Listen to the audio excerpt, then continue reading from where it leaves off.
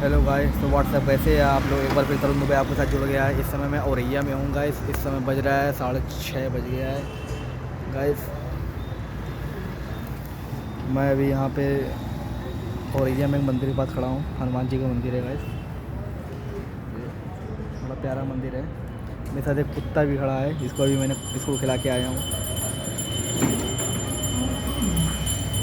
Guys. मेरे पैर पे अपना पैर रख के मुझे मतलब इशारा कर रहा है कुछ खिलाने के लिए। मैं आपको दिखाना चाह रहा हूँ गाइस।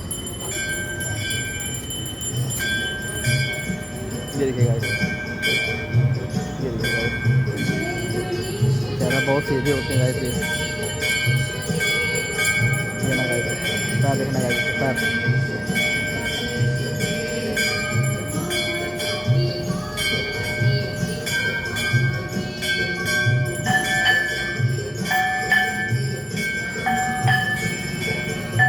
ये देखिए गाइस, कितना प्यार का भूखा है बेचारा ये। गाइस, कितना प्यार का भूखा है ये बेचारा।